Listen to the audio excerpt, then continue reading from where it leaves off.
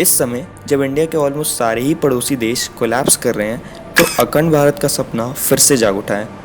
Pakistan, Bangladesh, Myanmar, Sri Lanka, Nepal, Afghanistan, इन सब की अब कुछ खास इकोनॉमी बची नहीं है।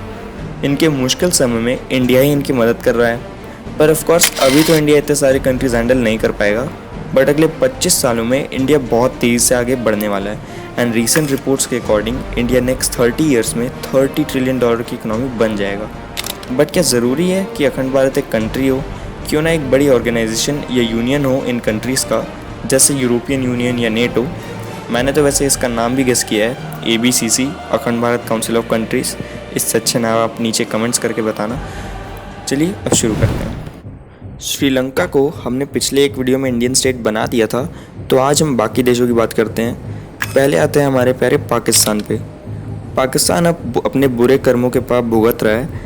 पहले भारी लोन ले लेके बोझ के नीचे दब रहा था एंड अब फ्लड्स में डूब रहा है।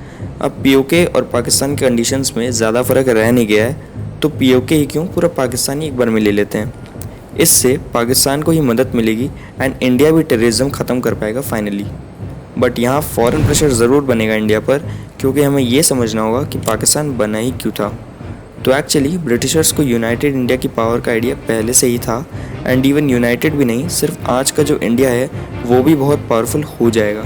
एंड ब्रिटिशर्स को डर था कि इंडिया इसका बदला ज़रूर लेगा, जिस वजह से इंडिया को काउंटर करने के लिए उन्होंने पाकिस्तान का क्रिएशन किया।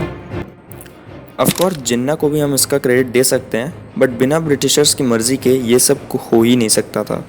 तो ऑफकोर्स UK, US वगैरह नहीं चाहेंगे कि पाकिस्तान इंडिया में मिल जाए, बट तब तक इंडिया इतना पावरफुल हो जाएगा एंड साथ में चाइना भी, कि US को इंडिया की ज़रूरत होगी चाइना को काउंटर करने में।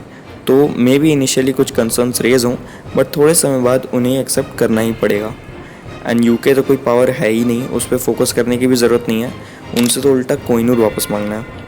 अब आते हैं बाकी कंट्रीज़ पे। तो वीडियो की शुरुआत में मैंने ABCC की बात की थी। ऑफकोर्स ये शायद इतना अच्छा नाम नहीं है, बट आप आइडिया समझ गए होंगे। तो बाकी कंट्रीज़ को हम ABCC में इंक्लूड कर देंगे, जो किसी भी मुसीबत में एक दूसरे की हेल्प करेंगे एंड अपनी इकोनॉमीज़ एक दूसरे के लिए फुल्ली ओपन रखेंगे।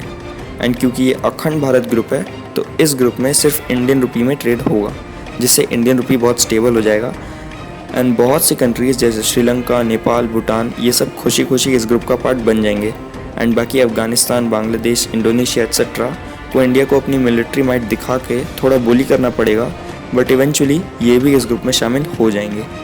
और अखंड भारत एज अ ऑर्गेनाइजेशन ज़्यादा अच्छा इसलिए है क्योंकि इससे इन बड़ी कंट्रीज़ को रन करने की पूरी रिस्पॉन्सिबिलिटी इंडिया पर नहीं आएगी एंड एक कोलैबोरेटिव अप्रोच से अखंड भारत ज़्यादा फ्लॉलेसली रन हो पाएगा, रादर देन कि ये एक कंट्री में शामिल हो जाए।